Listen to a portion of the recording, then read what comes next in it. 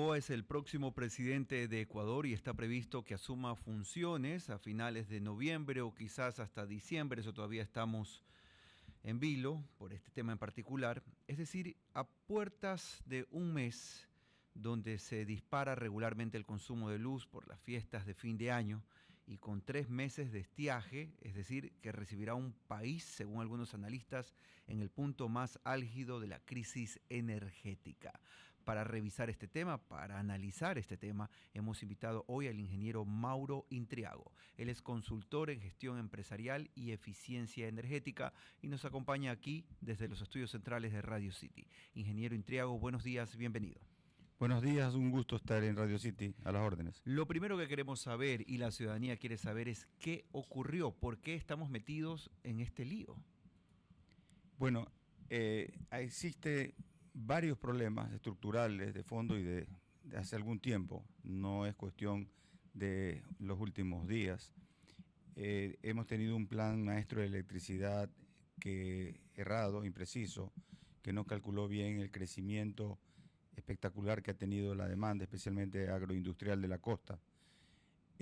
No ha calculado bien el efecto del estiaje que íbamos a tener, porque realmente siempre hay estiaje y cada cierta cantidad de años es mucho más severo, y eso hizo que exista un déficit de energía debido a este plan maestro de electricidad, que es el que da las grandes directrices. Después de eso hay varios otros problemas estructurales. Uno, que tenemos una ley eléctrica totalmente estatista que no deja participar al sector privado en unas condiciones en las que el país no tiene fondos para invertir, y que eso debió haber sido la principal fuente de crecimiento.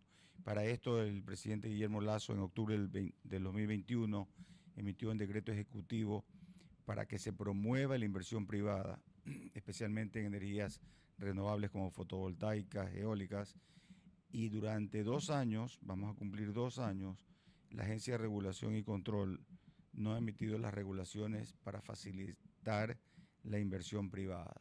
¿Qué se requiere, ingeniero, para que pueda el país tener unas alternativas un poco más sencillas o más cercanas? Bueno, que se cumple el decreto ejecutivo, ahí están los plazos y están las tareas. ¿Eso es voluntad política o tiene algo más de fondo? Bueno, hay algún interés de alguien de que no existe inversión privada, pero déjeme terminar el tema sobre la inversión privada. Existen licitaciones desde hace más de 2 años. Aromo, la refinería inexistente, la plataforma del Aromo, Billonaco, que es eólico, una licitación de 500 megavatios que fue ya, todas han sido adjudicadas, pero no se puede arrancar ni firmar porque no hay el fideicomiso para prelación de pagos para que el inversionista pueda recuperar su inversión. Y ese fideicomiso es el que asegura que cuando se recaude dinero, el privado pueda ser pagado. Y no va a ser posible porque simplemente le han dado el enfoque de que es para privatizar, y el fideicomiso tiene parado a estos 800 megavatios privados que debieron haber estado en camino por lo menos de entrar. Ya estamos entonces en el tiempo, más allá de las afectaciones que podrían darse, que entendemos tienen algunas variables, el hecho de que el clima nos acompañe, nos favorezca o no, y entre algunas otras decisiones administrativas. Ya estamos en el tiempo, le decía ingeniero Intriago, que el Ecuador piensa en serio en energías alternativas. Debería pensar, pero con el 0.2% del total quiere decir que no ha habido realmente la intención de poder, tanto el privado como el público, invertir en energías renovables.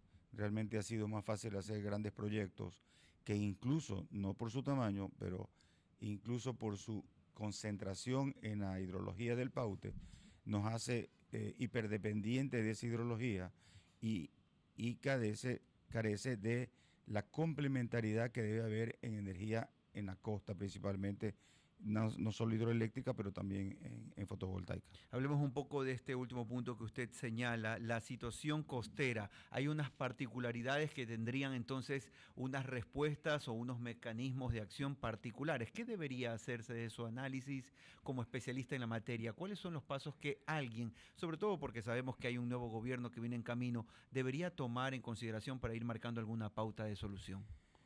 Bueno, realmente existen varios frentes que hay que atacar, desde lo más macro posible, que es una ley orgánica, como les decía, y políticamente el sector eléctrico no solo que no tiene un ministro de electricidad, porque tiene un ministro de petróleo o de minas, o de energía, perdón, sino que también el sector eléctrico es liderado por EMCO, porque el presidente de EMCO es el presidente de todas las EPs como SELEC y SENEL.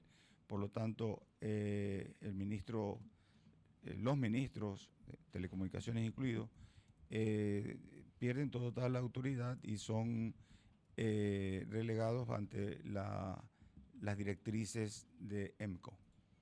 Son exactamente las 9 de la mañana con 40 minutos y estamos conversando sobre lo que está pasando en el tema eléctrico en el país con el ingeniero Mauro Intriago, él es consultor en gestión empresarial y eficiencia energética. Mauro, vamos a otro tema que dentro de este tema que usted tiene un expertise muy grande, los paneles eléctricos, que los tienen instalados en este momento son felices porque saben que le van a cortar la energía porque tienen los paneles allá afuera. Pero hablábamos fuera de micrófono que obtener ya un medidor es un suplicio más. Bueno, los que tienen paneles solares hay dos grandes grupos. Unos que lograron hace muchos años tener parques solares para vender energía carísima, a 40 centavos. Ellos están muy contentos con sus paneles solares. Los residenciales que tienen paneles solares para abaratar el costo, la tarifa residencial, principalmente en la costa, que es a lo mejor 3 veces más alta que cualquier otro sector del país, ellos están ahorrando, pero acuérdense que el panel solar es para ahorrar, porque no es una batería. No es total. No es una batería que puede usarse de noche, ¿no? O sea, existe, pero obviamente es costoso tener paneles solares y baterías para una casa, ¿no? Pero ¿y el tema de CENEL? ¿Cómo funciona el tema de CENEL con los paneles solares? Bueno, más que nada ellos tienen que aprobar un proyecto de poner paneles en una residencia y tiene que entregar un medidor bidireccional que mida la energía que generan los paneles y la energía que se consume, restar y hacer el neteo, que es lo que va en la planilla. Es un largo proceso, desgraciadamente demora más de 3 meses, y no porque no haya medidores, sino porque las regulaciones están hechas para no ayudar a la inversión privada. Así de sencillo. No hay más palabras para eso.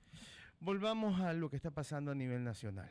El ministro que nos dijo en un momento que nos persinemos para que llueva, ¿qué debió hacer o qué recomendaría usted al siguiente ministro que haga de manera urgente? Porque esto no es a corto plazo, esto puede durar años si no se toman soluciones. Sí, la verdad es que existen varios frentes, desde el más macro a allá pequeñas acciones técnicas y operativas que debe haber, pero si no hay una ley, si no hay un ministro y hay un EMCO que es un invitado no deseado, sí, cualquier otra cosa no va a funcionar. Pero entonces este ministro no hizo nada por tomar esas políticas de Estado. Bueno, las tareas fueron dadas específicamente a la Agencia de Regulación y Control, que es la que hace las regulaciones, pero obviamente el ministro es miembro del directorio, entonces realmente todos tienen responsabilidades, ¿no? Y realmente, sí, el ministro, pero también operativamente SELEC sí ha hecho un esfuerzo de recuperar las centrales que necesitaban reparación. Se han recuperado más de 200 megavatios que estaban. Entonces, sí han reaccionado de alguna manera.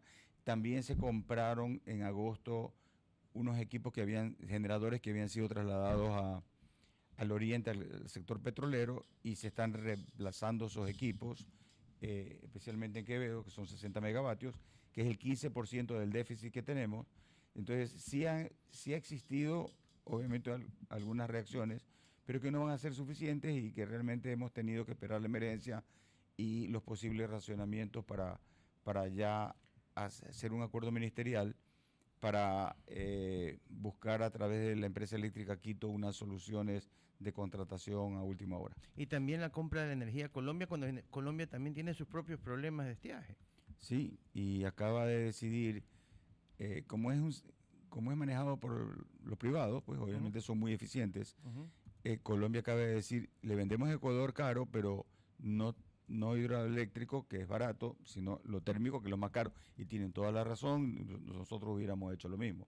Simplemente nosotros tenemos el gran problema de que hemos declarado que para vender internacionalmente energía, nosotros nos basamos en el costo. Entonces, Colombia siempre está viendo el mercado ecuatoriano. Cuando es barata la energía en Ecuador, la compra, aunque sea de madrugada, y ahorra. Pero ellos venden a precio de oferta y demanda. Como debería ser. Entonces, en el gobierno de Correa se subsidió esta situación a Colombia y Perú, y como en ese momento había hidroeléctricas y no sobraba agua y energía, obviamente no hubo impacto. Pero aquí estamos, igual que los combustibles, estamos subsidiando a los vecinos. Somos los mejores vecinos que hay para cualquier país.